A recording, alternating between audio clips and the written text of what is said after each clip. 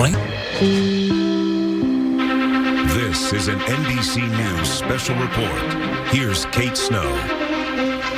Good day. We're coming on the air with breaking news. Among 17 hostages just released by Hamas is an American little girl. This comes on the third day of a 4-day ceasefire. Other groups of hostages were released on Friday and late Saturday after some delays. President Biden is now speaking about these new developments. 2 days ago,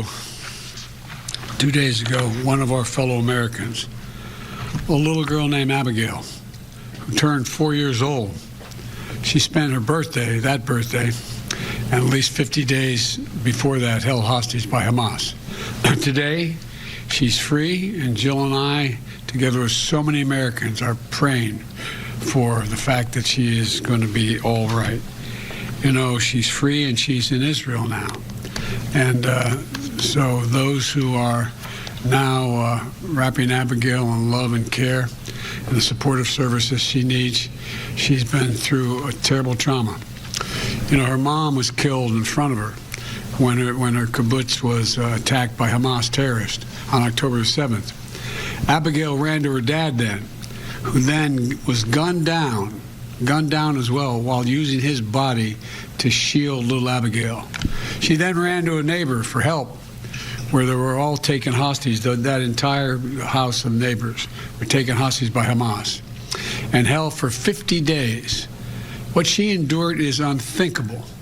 Abigail was among 13 hostages released today from Gaza under the brokered and sustained, though intensive, U.S. diplomacy. She's now safely in Israel, and we continue to press and expect for additional Americans will be released as well. And we will not stop working until every hostage is returned to their loved ones. As I said when I spoke about this deal on Friday, this has been the product of a lot of hard work and weeks of personal engagement for me and my team. We have been in close contact with the leaders of Qatar, Egypt, and Israel, speaking with each one of them repeatedly over the past few weeks to help secure this deal. We spoke again yesterday with the Emir of Qatar, I owe special thanks to, in order to keep the hostage release on track and push for Abigail to be part of this release. And I'll be speaking again shortly with Prime Minister Benjamin Netanyahu, and we will continue to remain personally engaged to see that this deal is fully implemented and work to extend the deal as well. For weeks, I've been advocating a pause in the fighting for two purposes: to increase the assistance getting into the Gaza civilians who need help, and to facilitate release of hostages. And we know that innocent children in Gaza are suffering greatly as well, because this war that Hamas has unleashed has such consequences. Thousands have been killed, and from the earliest days of this crisis, I've worked closely with President Sisi of Egypt, the Israeli government, King Abdullah of Jordan, and leaders throughout the region to expand the delivery of critical humanitarian assistance to help innocent Palestinians in need who are not part of Hamas. Under this deal, fighting in Gaza has now been paused for 3 days. Over that time, 58 hostages have been released, including the Thai, Filipino, and Russian nationals. Dozens of families have been reunited. And we worked urgently to take advantage of the pause to surge aid into Gaza. We've moved approximately 200 aid trucks into Gaza each day, loaded with food, water, medicine, fuel, and cooking gas. More is needed, but this deal is delivering life-saving results. Critically needed aid is going in, and hostages are coming out. And this deal is structured so that it can be extended, to keep building on these results. That's my goal. That's our goal, to keep this pause going beyond tomorrow so that we can continue to see more hostages come out and surge more humanitarian relief into those who are in need in Gaza. We've seen this is the day-by-day approach, hour-by-hour process. Nothing is guaranteed, and nothing is being taken for granted. But the proof that this is working and worth pursuing further is in every smile and every grateful tear we see on the faces of those families who are finally getting back together again. And the proof is little Abigail. More than 20 other children, 18 years and younger, have been released. They've been released through this deal as well. They've endured a terrible ordeal, and they can now begin the long journey toward healing. And I'm going to continue working with the Emir of Qatar, President Sisi of Egypt, and Prime Minister Netanyahu of Israel to do everything possible to see the hostages are freed, all the hostages. I'm grateful for the personal partnership as we pursue this deal from each of those men I just mentioned. And as we've worked together to see all this implemented, and now to try to extend it further. I'll continue working with all our partners to take the hard but necessary steps to build an integrated and more prosperous and more peaceful future in the region. A two-state solution is the only way to guarantee the long-term security of both Israelis and Palestinian people. To make sure Israel and Palestinians alike live in equal measure of freedom and dignity.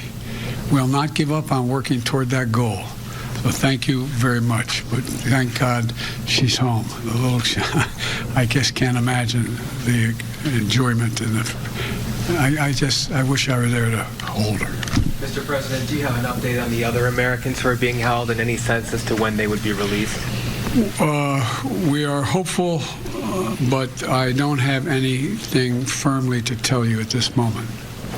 Sir, do you expect that if you are able to use this momentum to extend the pause, have you extracted any guarantees about proof of life for other hostages, or do you have an expectation of how much longer you could push this pause? Well, look, you know the deal calls for every 10 hostages released to extend another day. So I'm hopeful this is not the end. It's going to continue, but we don't know. And but I get a sense that.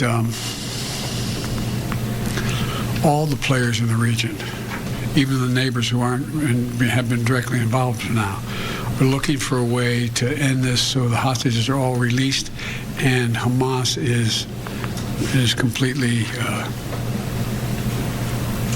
how can I say it, no longer in control of any portion of Gaza. And do they have control of all of the hostages, or are there still other militant groups that you have to deal with? We think there are probably other militant groups, but we're not certain. Mr. President, how is Abigail doing? What's her physical condition? Do you have any information? I haven't gotten that information. I just wanted to let you know immediately. They were going across into Egypt, as you recall. That was the route. But an older, non-American, elderly woman is very sick and was in need of immediate medical help. So they arranged to cross directly into Israel to be able to take her to a hospital. All I know is that she's been held. I don't know. I haven't seen a photograph. I've just been in communication with my team. But she is safely ensconced in Israel. But there's a lot more work to be done. How many days would you like to see the pause go on for? I would like to see us move to a point where we were able to, well, let me put it this way. I'd like to see the pause go on as long as prisoners kept coming out. All right, thank you all so very much. I know, we have to call you. I know you say, what's he calling me with only 10 minutes or so notice? I said, that's the notice I get. Because we didn't know, I didn't want to be having this press conference if they weren't physically, even when they were in the Red Cross ambulance, I didn't want to do it because they were not out. They were still in Gaza. So I don't thank you enough, but thanks for your patience. And I know it's... We're here anytime, sir. All right. Joel, I thank... Happy holidays. Okay, happy holidays to you guys. Thank you, Mr. President. President Biden addressing the nation, talking about the first American hostage to be released by Hamas. She is Abigail Edan, 4 years old, just a little girl. The president saying she's free and she's in Israel now. He also talked about the entire release of all these hostages and the fact that we're on day 3 of 4 of a ceasefire. The president saying he hopes that that can extend. He says, I'm hopeful this is not the end. And he's hopeful that day after day there will be more hostages released. He also talked about critically needed aid getting into Gaza as hostages come out. Let's bring in NBC's Aaron McLaughlin in Tel Aviv. So, Aaron, the president said he doesn't know the status of Abigail at this point, but do we know any more from the family about where she is or how she's doing? Well, we are waiting to hear from the family. No doubt they are preoccupied, reuniting with Abigail potentially as I speak. What was notable to me there about what the president said was a change in procedure. Normally, what happens when they release these hostages or the hostages are brought through the Rafah crossing into Egypt and then onto an Israeli Air Force base. But the president saying that they had issues. One of the hostages, an elderly non-American hostage, Israeli, had medical issues and had to be immediately evacuated to a hospital. And so the hostages, including Abigail, were brought directly into Israel. That, of course, is notable because up until this point, the hostages that have been released seem to have been in fairly good medical condition, although, you know, psychologically, it's a completely different story. The trauma that each and every one of these hostages has endured. One Israeli military spokesperson saying that there's not a single one of them that doesn't have either a loved one still in Gaza or a family member that was killed in front of them on October 7th, as is the case of little Abigail. And they don't know, many of them, if they even know at this point, if they're aware of the kind of trauma, if they're aware of the loved ones that they lost on October 7th. So all of that they're having to work through at this point. No doubt Abigail's family is going through this process. She's getting the specialized medical care and treatment that is necessary. And we are waiting for those first images of little Abigail reunited with her brothers and the rest of her family. Kate. Yeah, Aaron, we're showing pictures of Abigail. We also showed a little bit of video of another family who was reunited in a really heartfelt scene a couple of days ago. We're seeing a lot of video like that. Talk about the big picture here. The president mentioned more than 20 children have been among those hostages released on 3 days of releases now. Who else is being released, and what's happening on the other side of things? Israelis are releasing Palestinian prisoners.